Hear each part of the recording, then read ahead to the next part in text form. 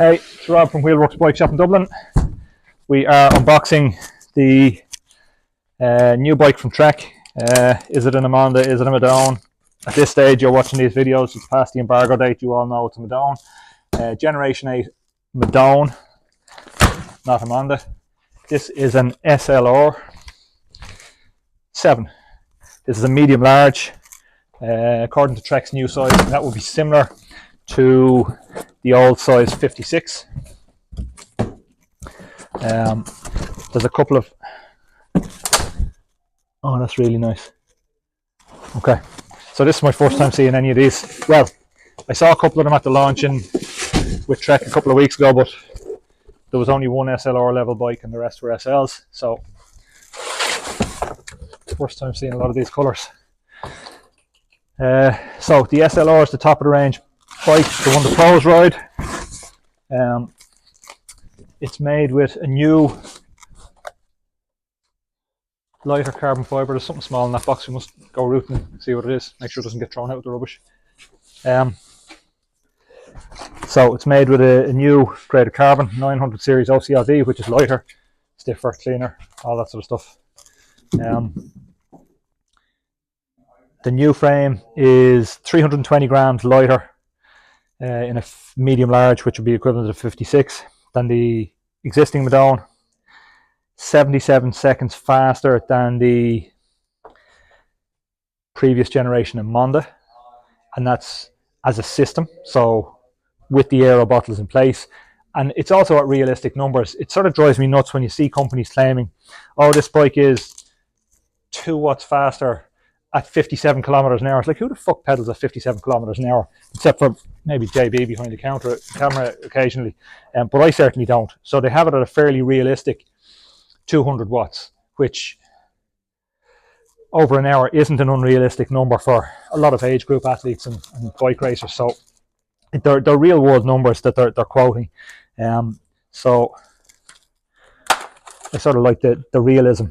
It's like Giant give you a quoted frame weight without paint. It's like, who the fuck buys a bike without paint? You can't, obviously, but it's just an unrealistic claim. But they have this number that floats around the internet for having this really light frame, but it's not what you actually buy or what you end up with. So I think the honesty is good. It sort of makes me trust Trek. It makes me trust the rest of the numbers they give me as well, I suppose. Anyway, that's my little mini rant over. So you'll see now on the SLR bikes, that's really nice. They've got it fading from lighter red to a darker red at the back.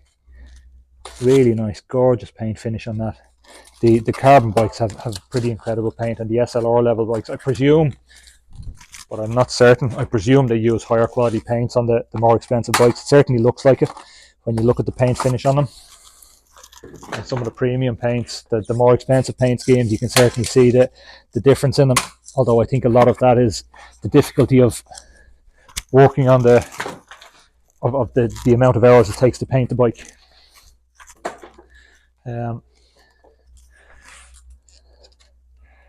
So this is an SLR7 Shimano Ultegra, the top of the range frame, Aeolus Pro 51 wheels, and you'll see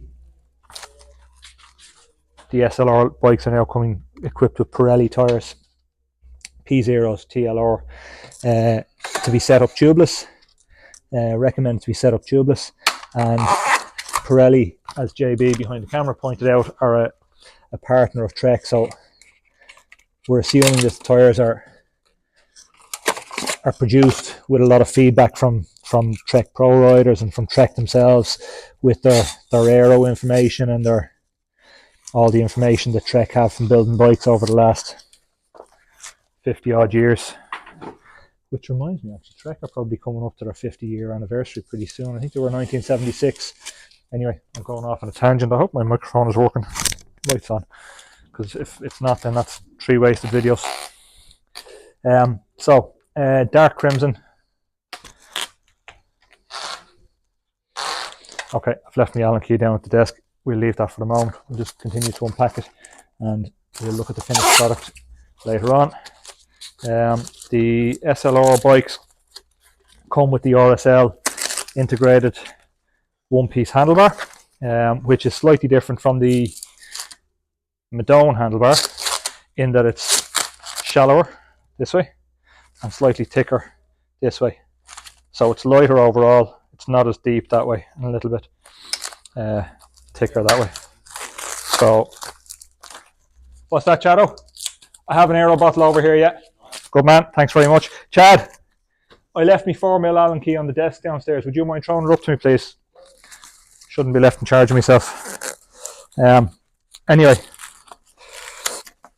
the bars. So, one of the questions that was asked at the presentation is if the bar is now taller and the geometry is the same and I want to slam my stem and get it down as low as possible, am I not going to end up with a higher position?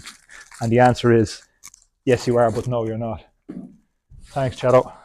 So the top cap here comes in two different versions. It comes in the standard version and it comes in a slammed version to allow you get your bar right down low. If you want to run a very low position and not be affected by the extra height on that, which I think will look very cool because I like the look of a slammed stem. The stackers, as per usual with Trek, are a split stacker. It's these guys here, so you can take them off to drop the bar and stem lower. They just split into two pieces like a piece of Lego, and you can rejoin them so you can adjust your height up and down without having to decable the bike. So you can play around with your position without having to decable the bike. The bars, as we've said in all the other videos, are flared, so narrower at the top than the bottom. It's a 3 centimeter difference, so 35 bar is 38, 39 is 42. So the bottom is where the measured width is traditionally. So a 42 traditional bar is now 39 at the top, and that has a big impact on your speed. Bar size. So the last generation bar, the 7th generation, only came in the narrowest size. The 35, 38 only came up to 100mm. So a lot of the pro riders you would have seen riding with two-piece bar and stem because they wanted to go longer with the very narrow setup, and they couldn't because they'll ride a long, low position. But the new bar, which we have over here to do a separate video on, now comes in 110, 120 and 130mm and is, I believe, backwards compatible. So I'm going to put that bar onto my Gen 6 Madone, which I don't ride as much anymore. I used to ride the Gen 6 all the time. It was the bike that I rode most all year round. When I got onto the new Gen 7 and got onto that narrow cockpit, that had a bigger impact on me in terms of the speed that I'm riding at than anything I've ever seen. Like it's nuts how much of a difference that made. But I suppose if you think about it, it's not that unusual really. If you're in a tri bar, that's the fastest position you can get is a TT or a tri bike.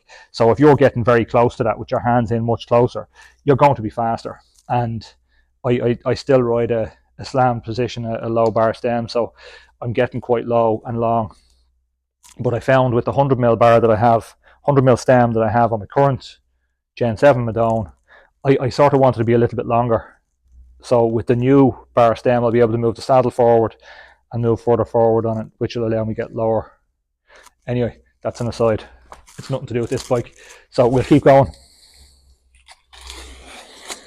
So that is the SLR7 in crimson, medium large, which is a 56. It's a Generation 8 Madone, Project 1 build.